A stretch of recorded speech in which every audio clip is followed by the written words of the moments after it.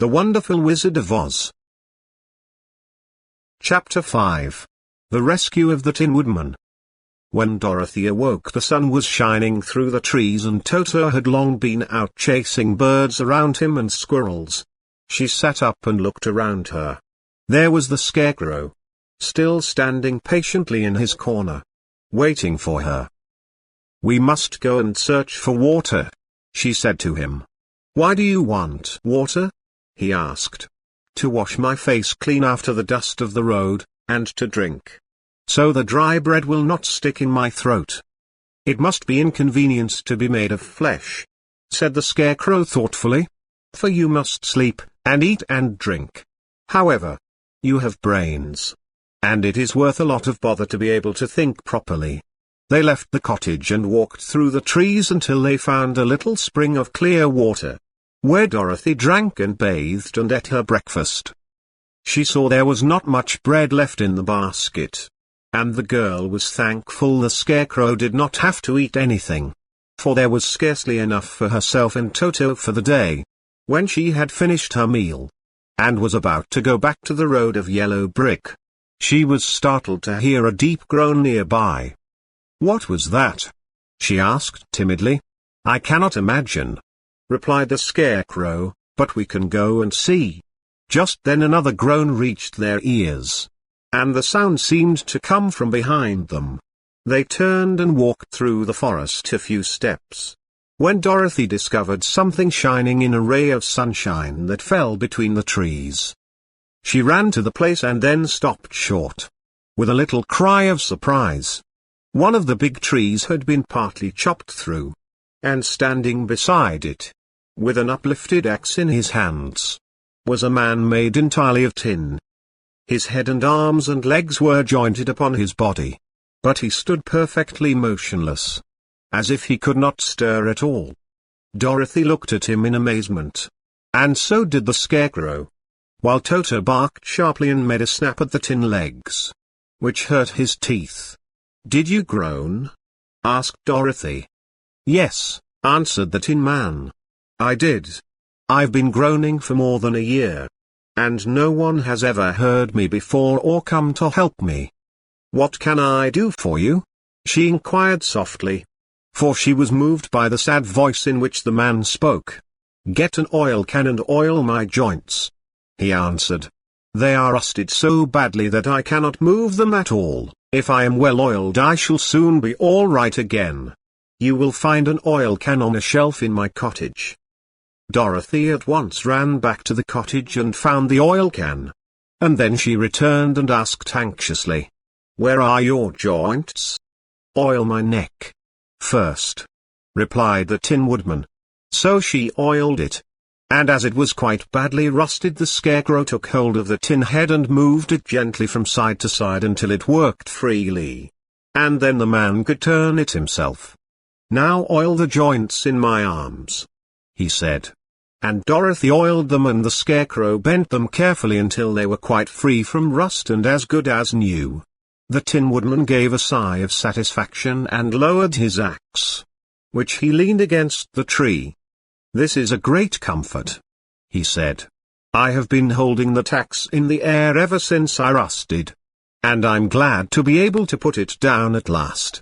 Now, if you will oil the joints of my legs, I shall be all right once more."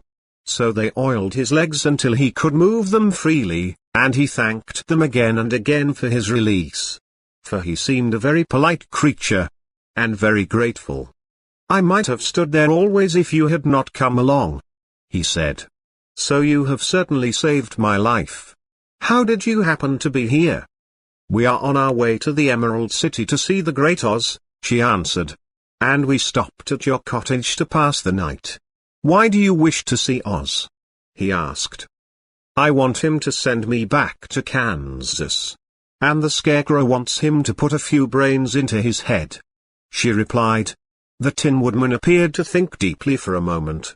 Then he said, "Do you suppose Oz could give me a heart?" "Why, I guess so," Dorothy answered. "It would be as easy as to give the Scarecrow brains." "True," the Tin Woodman returned.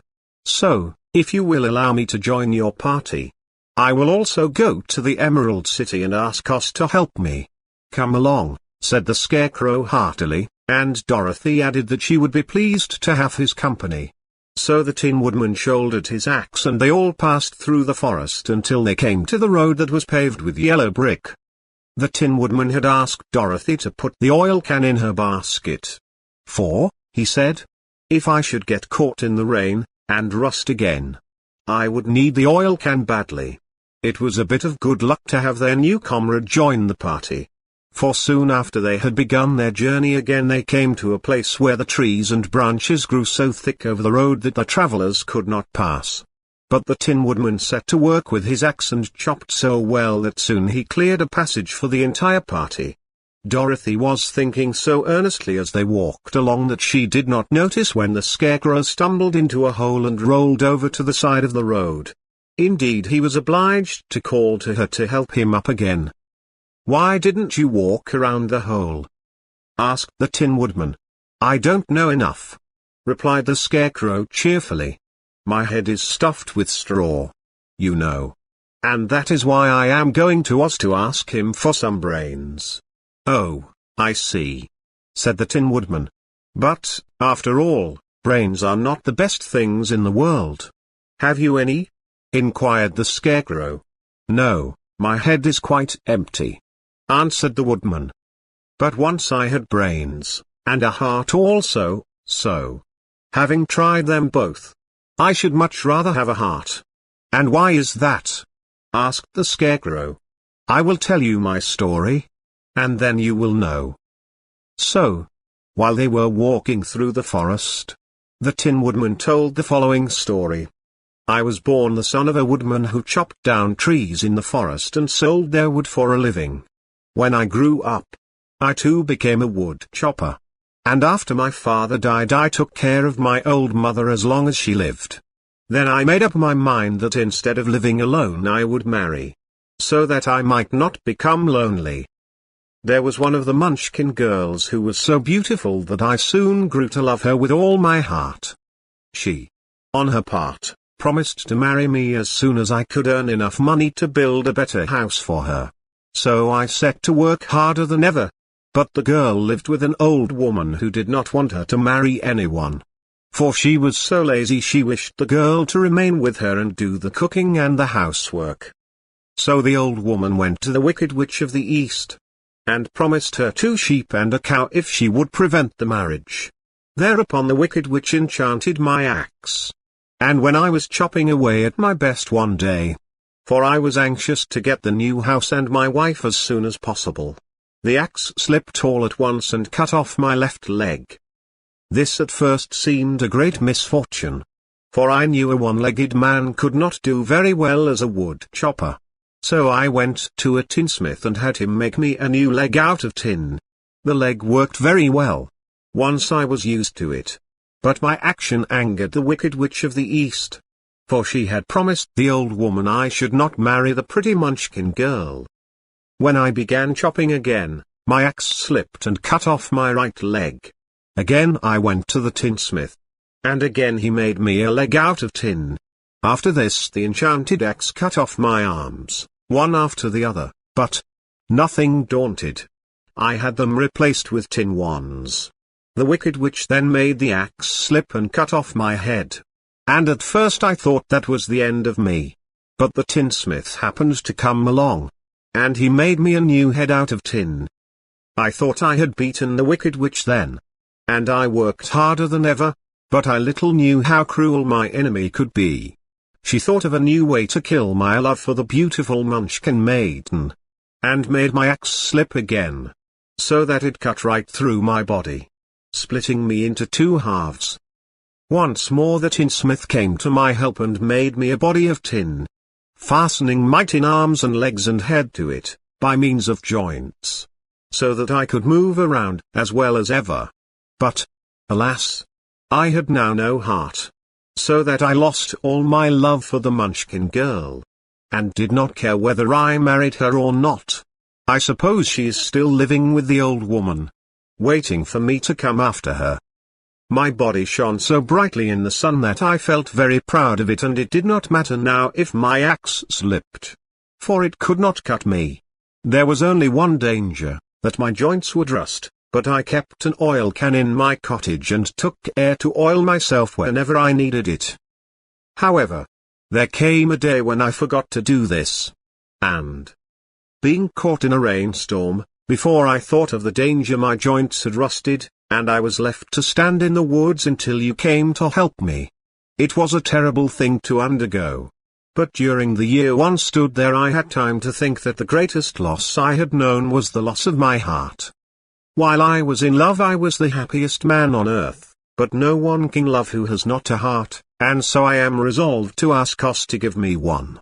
If he does, I will go back to the Munchkin maiden and marry her. Both Dorothy and the Scarecrow had been greatly interested in the story of the Tin Woodman. And now they knew why he was so anxious to get a new heart. All the same, said the Scarecrow, I shall ask for brains instead of a heart, for a fool would not know what to do with a heart if he had one.